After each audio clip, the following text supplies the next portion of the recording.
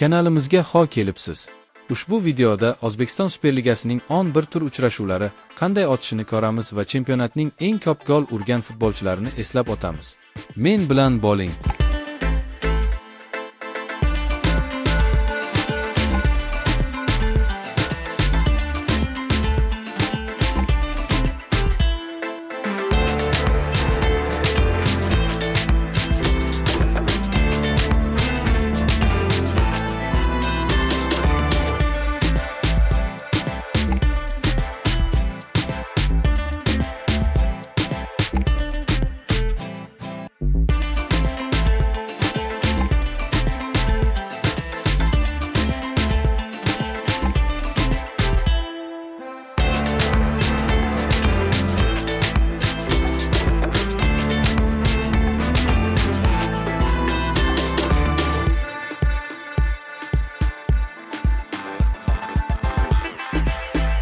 Chempionat to'purari, Paxtakor jamoasidan Igor Sergeyev, 8 ta gol muallifi.